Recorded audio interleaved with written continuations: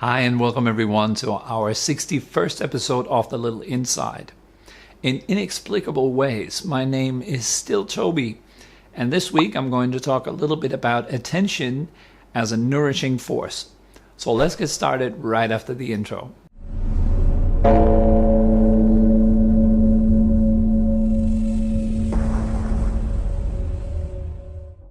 Attention nourishes whatever it deals with. So this can, of course, be both good or bad. What's important here to look at is really how does it happen that attention is actually nourishing something? Well, attention nourishes something by spending time with it, first of all. Like, let's say you were paying attention to some good news. So there's someone that comes to you, tells you something nice. So now you're paying attention to what this person is telling you. You're listening to the good news. You're spending time with that particular topic. And the longer you're spending time with it, the more you're allowing your emotional body, your physical body, your mental body to actually respond to those news that you're receiving. So as you're spending time with those news, these news are having an impact on you. Deeper and deeper. It's not that your attention is moving somewhere else, actually listening very well, and as a result of listening very well, you feel a sense of joy, your energy is uplifted, your thoughts are becoming positive, and your body responds to that with better kind of chemistry. So this is really important to observe, and I think this is something that we all can observe in our day-to-day life. Like if you're paying attention to an article that you read online, let's say some bad news or something like this, notice that the longer you're spending time with that article, the more it pulls you into its own kind of energy. Let's say a person wrote that article with a hateful mind. And so that article, you could say, vibrates with the hateful intention of that person. So you read this, you're not just reading words, letters, you're reading a product of hate. Right? As you're reading that product of hate and you're spending time with it, you could say you're consuming a product of hate. And as you're consuming that, it's almost like you're eating it. You're eating the article that you're reading. You're eating it with your eyes, right? As we all know, we're not only just eating food with our mouth, we're also eating through our eyes, our ears, we're digesting information and so forth. And so in this case that we're reading our bad article coming from the product of hate, we're consuming that, then a digestive process will start. Even you stopped reading the article, your attention is still dwelling with it. That can be a subconscious process, but subconsciously you're kind of digesting it. Or it can be a conscious process. You're consciously digesting the information that you've just received. The longer we're dwelling with this kind of information, the more we are absorbing it. And if we are absorbing it, we are emotionally, physically, mentally adapting the hate that came with this article. So it will have an effect. It will go into resonance with aspects within ourselves that resonate with hate, that resonate with pain, you can also say simply, right? It's just painful stuff. It can be happy stuff, it can be pleasurable stuff, it can be painful stuff. Fact is, the longer that we spend time with these kind of things, the more they can create feeling. The more feelings they create, the more it turns into a kind of like a self-nourishing process. It runs as a subconscious process, very often then occurring in our dreams again, or just leading to a bad night's sleep, or decrease of healthiness. So you have all these impacts that come from spending time or paying attention to whatever kind of content. So I would recommend you to have a look or study how your attention specifically works. Because one thing is that we're spending time with a certain content, or certain people. And then the other thing is that attention, after a while, it kind of gets used to the content that you frequently consume. It gets used to the people that you're frequently spending time with. And so it will kind of, in a funny way, seek it out. It will seek out the type of nutrition that it received most often. So that can be a problem.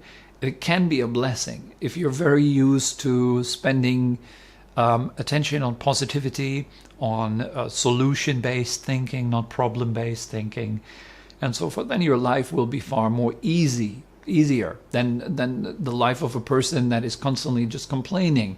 Here, this is wrong and that is wrong, and the world is such a bad place, and everyone is bad. And rather than thinking in these kind of ways, you'll be thinking in more positive ways, like, oh, there has been someone that has been kind to me today, or I have been kind today, and this is very uplifting, and I enjoy that, and it gives me a good feeling and good health, a sense of well-being in my body.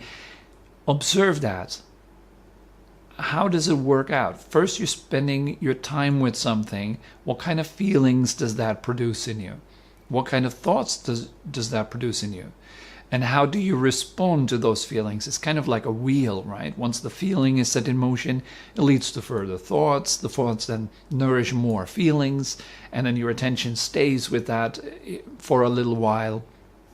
Then it goes into the subconscious processes, then it comes back up onto the conscious, into the conscious level, and so forth. So observe that a little bit during your day. I recommend you to kind of make a little diary. You can also observe that in 3 steps. Like in the morning, for example, when you just wake up, you can intend, so today I'm going to pay attention to the way I pay attention in my life. I'm going to have a look at what am I looking at? How long am I spending time with certain types of thoughts? How much attention do I spend to what kind of feelings in my body? Right? For example, you might have a painful sensation in your right shoulder, but your left shoulder feels really nice and comfy. Where is your attention predominantly? Is it with the pain? Is it with the relaxation? Is it with kindness? Is it with aggression? Is it with complaining and worrying? Or is it with being grateful and feeling blessed, feeling uplifted? Is it with feeling powerless or with feeling powerful? Choiceless or having a choice? This is something that you can actually choose.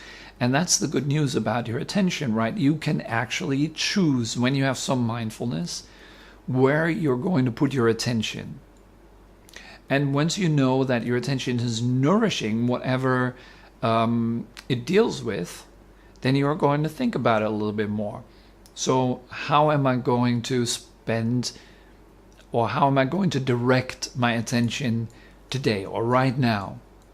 Let's say, for example, you're feeling not good, you're feeling unhappy. That can be a very clear indicator that your attention is on something negative. A negative feeling, a negative thought, a negative future scenario, a negative past scenario. That leads then to an uncomfortable feeling, the uncomfortable feeling to more uncomfortable thoughts, the uncomfortable thoughts to more uncomfortable attention altogether. So if you notice that, so feeling is a very good indicator actually. Feeling can help you to notice, like, where is my attention dwelling right now? Is it dwelling with something that uplifts me, or is it dwelling with something that pulls me down? So note that. Make like a little diary or something. In the morning, lunchtime, and evening time. Take note. What am I predominantly thinking about? How does my thinking work? What am I predominantly feeling? How does my feeling work? And what kind of information do I predominantly consume? And why? What's the purpose of it, right? Sometimes we like to consume horrible kind of information that makes us feel really bad. That's not because we want to feel bad. It's more that it's just a habit. It's the food that your attention is used to most. So if you want your life to be better, more happy and more fulfilled, then you have to start to work at the level of your attention. What are you paying attention to right now? Attention is a little bit like a driver that drives a car. You could say this example, right? Where the driver is looking at, that's where the car usually goes. So if you're sitting in a car, if you're driving a car by yourself, then you will notice this is a very common phenomenon. If you are looking to the left side of the street, that you're slowly starting to steer the car to the left side of the street. That happens subconsciously. You don't even notice that you're steering, but you're going to where you're looking. So it's really important to notice that your attention is working in the same way. In your life, you are always coming from somewhere. In fact, I think it's not that important where you're going. It's more important where you're coming from.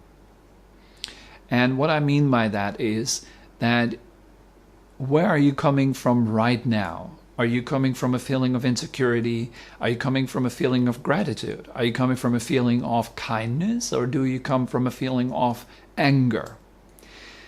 And what you can say about that is that every feeling that you're having right now is a direction in your life. So many people, they try to figure out, how do I live my life tomorrow? How do I get rid of the problems that arose yesterday?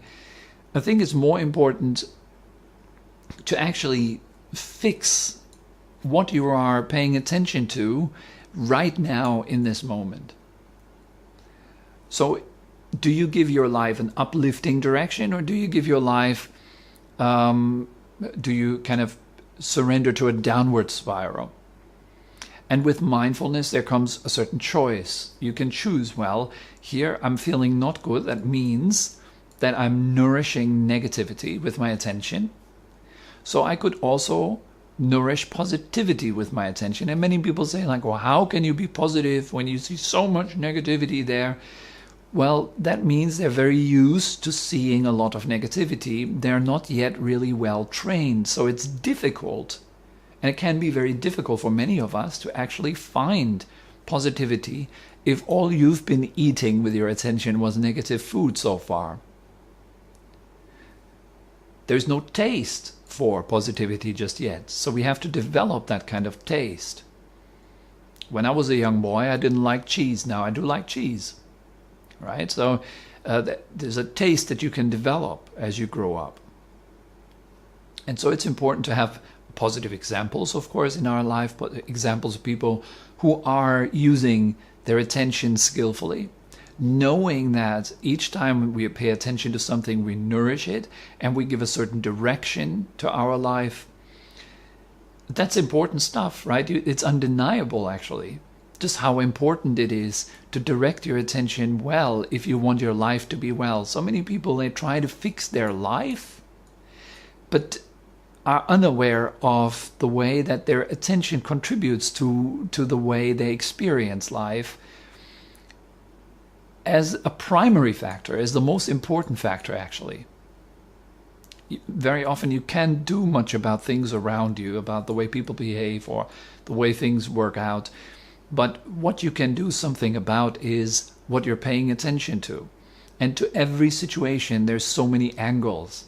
There's so many things that you can see. And for many of the positive things, if you have so far only been trained in negative thinking, so many of the positive things, they have to be kind of, you have to develop an eye for them. You have to see them and discover them. Discover the positivity in things. And then in the beginning, very often it will feel like, oh God, that feels fake, right? Feels fake to say I'm grateful for my left shoulder to be pain-free when my right shoulder is killing me, right? That feels almost like a fake thing. But then please remember that it doesn't really matter whether it is actually fake or real, as we consider. We would then consider this pain, the problem, to be more real than the pleasant sensation in the left shoulder. But the fact is, it's not more real or more fake. It's really just that there's more attention habitually with the problem. And you don't even have to avoid the fact that your right shoulder hurts. But instead of just complaining about the pain, you could also actively work on releasing your right shoulder, relaxing, and then feeling how your right shoulder slowly becomes more relaxed and more comfy, and enjoying that process, paying attention to the joy, nourishing the goodness in life. This is super important. If we don't do that, then so if we don't pay attention to or if we are not mindful of the way our attention habitually works, then we're basically at the whim of our attention, and our attention is a product of conditioning, of upbringing, of media that we consume, things we read and so forth. It is trained, it's habituated into our being. So you don't really have any freedom if you're not having freedom at the level of attention. Where you are putting your attention is what you feed in your life. So if you want to see more good stuff, then start with your attention. Bring it to good stuff. Operate from goodness. That's why I said in the beginning, it's not so important what is happening. What's more important is where you're coming from, not where you're going to. Where you're going to is a result of where you're coming from, isn't it? And where you're coming from is a result of where you're putting your attention. So that's all that I can say about attention for now. It's a big topic, of course, but I hope it was in some way inspiring. If you do have any questions or comments, please feel free to write them down in the comment section below. I'm always really interested in what you have to say, and I'm inviting that also. Please write some comments. It's always good to see what you are experiencing with these videos, and if this is at all helpful for you, and if you have similar experiences with your own attention, or maybe some inspiring stories to share with others. Okay, so I wish all of you guys a wonderful next week. I'm looking forward to see all of you again next Wednesday for the next episode. And well, that's it for now. Bye-bye.